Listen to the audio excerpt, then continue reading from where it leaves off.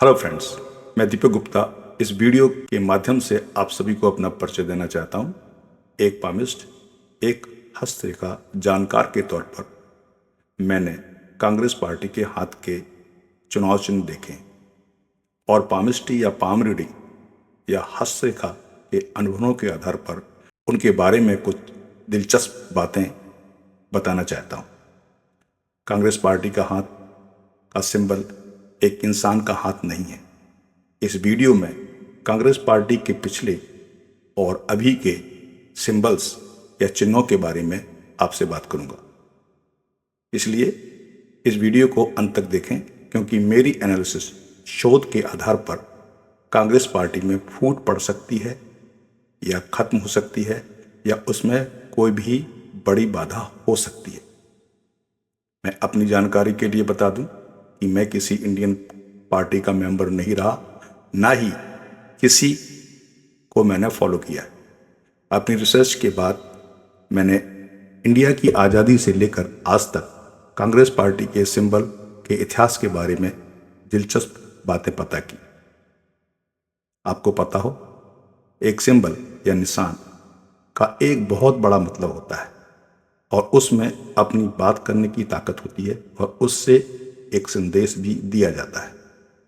Election commission of India मार्च 2024 की report के अनुसार भारत में 6 नेशनल पार्टियां हैं, 60 स्टेट पार्टियां और 2050 के करीब रजिस्टर्ड गैर मान्यता प्राप्त पार्टियां हैं जिनके अपने सिंबल्स हैं। अब मैं बात करूंगा कांग्रेस के समय की।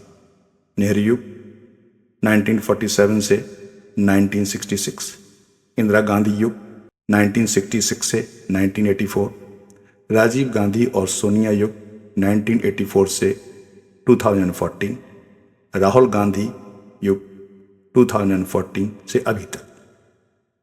कांग्रेस पार्टी का चुनाव चिन्ह बदला गया, उसकी भी मैं आपको जानकारी देता हूँ। आज़ादी के पहले और बाद एक महिला चरखा चला रही है। 1952 में चुनाव चिन्ह हुआ बैलों की एक जोड़ी। 1969 में दोबारा एक चुनाव चिन्ह आया जिसका सिंबल था गाय और बछड़ा। 1979 में सिंबल आया हाथ, हैंड या पंजा। अब हम बात करेंगे कांग्रेस पार्टी के निशान के बारे में। पहला निशान, चरखा चलाती महिला की तस्वीर। इंडियन कांग्रेस नेशनल पार्टी चरखा चलाती एक महिला की तस्वीर एक बहुत करीबी से जुड़ी हुई है, जो भारत में आज़ादी के आंदोलन का एक मजबूत निशान था। यह निशान औरतों को स्वराज की लड़ाई में शामिल होने के लिए बढ़ावा देता है, एकता और आर्थिक आज़ादी का निशान है। इंदिरा गांधी ने हाथ के निशान से पहले 2 बैलों के पुराने पार्टी के निशान की रिक्वेस्ट की, लेकिन इलेक्शन कमीशन ऑफ इंडिया ने इसे पहले ही फ्रीज कर दिया था, इसलिए ये चुनाव चिन्ह उनको नहीं मिला। दूसरा निशान है बैलों की एक जोड़ी। इंडियन नेशनल कांग्रेस के पहले चुनाव के बाद से बैलों की जोड़ी इस चुनाव का निशान था। यह निशान ग्रामीण भारत की खेती की जानकारी को दिखाता है। देश के शुरुआती समय में और डेमोक्रेटिक चुनाव के दौरान यह निशान वोटरों को पहचानने के लिए जरूरी था और ज़्यादातर ग्रामीण और कम पढ़े लिखे वोटरों को जवाहरलाल नेहरू से पार्टी के जोड़ने के लिए एक आसान दिखने वाला ये निशान था। तीसरा निशान, गाय और बछड़ा। इंडियन नेशनल कांग्रेस पार्टी ने 1960 के दशक के आखिर में और 1970 के दशक की शुरुआत में गाय और बछड़ा को अपने ऑफिशियल चुनाव चिन्ह के तौर पर इस्तेमाल किया था। इस पवित्र जानवर के आसपास के धार्मिक जोश का फायदा उठाकर कांग्रेस पार्टी ने हिंदू वोटों को जीतने के लिए इसका इस्तेमाल किया। उस समय इंदिरा गांधी की इमेज इस निशान से काफ़ी जुड़ी हुई थी, जिसमें एक गाय और एक बछड़ा दिखाया गया है जो पालने वाली मां को दर्शाता है। चौथा निशान, हाथ या पंजा। इलेक्शन कमीशन ने पहले इंदिरा गांधी की अपील को नजरअंदाज करते हुए 2 बैलों वाले पुराने पार्टी के निशान को फ्रीज कर दिया था। इंडियन इलेक्शन कमीशन ने पार्टी को चुनने के लिए 3 निशान दिए, हाथी, साइकिल और हाथ। इंदिरा गांधी ने हाथ को चुना, लेकिन पार्टी की दिलचस्पी हाथी में थी। इंडियन नेशनल कांग्रेस पार्टी पूरे भारत चुनाव को खुद को दिखाने के लिए हाथ या पंजे को अपने ऑफिशियल चुनाव चिन्ह के तौर पर इस्तेमाल करती रही है। यह लोगों के प्रति पार्टी के साथ समर्पण के साथ ताकत और एकजुटता को दिखाता है। अब हम बात करेंगे हस्तरेखा या पामिस्ट्री द्वारा हाथ या पंजा के निशान की एनालिसिस। हस्तरेखा विज्ञान में पाया जाता है कि 4 मुख्य रेखाएं आमतौर पर हर व्यक्ति के हाथ में होती: हृदय रेखा, मस्तिष्क रेखा, जीवन रेखा, भाग्य या किस्मत की रेखाएं। अगर आप पर्वतों और दूसरे हस्त विज्ञान वीडियो के बारे में जानकारी जानना चाहते हैं तो कृपया मेरे इंग्लिश चैनल में पॉजिटिव पामिस्ट्री चैनल देखें। पॉजिटिव पामिस्ट्री हिंदी चैनल पर और भी वीडियो आगे जोड़े जाएंगे जिनको आप देख सकते हैं। अब हम एनालिसिस शुरू करते हैं। पहली एनालिसिस, हृदय रेखा में दरार या गैप इन हार्ट लाइन।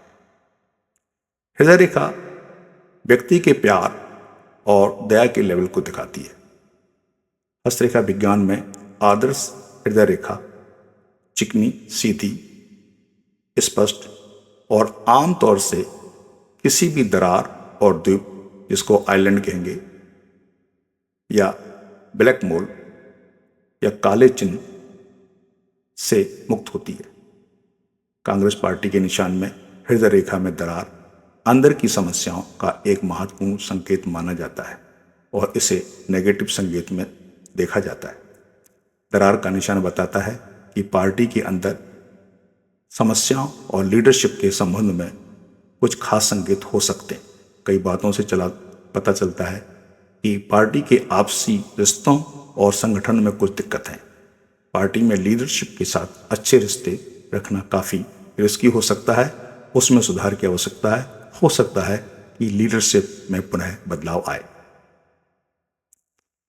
दूसरा, भाग्य रेखा, फेट लाइन, या जिसको हम कहेंगे किस्मत की लाइन, ये पूरी गायब है, जिसको कहेंगे मिसिंग फेट लाइन। किस्मत की रेखा जो हथेली के बीच से दूसरी उंगली के बेस तक जाती है उसे किस्मत की लाइन या भाग्य रेखा कहा जाता है। इसे कर्म की लाइन भी कहते हैं। हाथ में एक जरूरी लाइन किस्मत की लाइन भी है। हैरानी की बात है कि कांग्रेस पार्टी के चुनाव चिन्ह में किस्मत की लाइन शामिल ही नहीं है। हर हाथ में किस्मत की लाइन नहीं होती। नेगेटिव जिंदगी का एक और मतलब है कि हाथ में किस्मत की या भाग्य रेखा का ना होना। लोग बिना किस्मत की लाइन के भी आम जिंदगी जी सकते।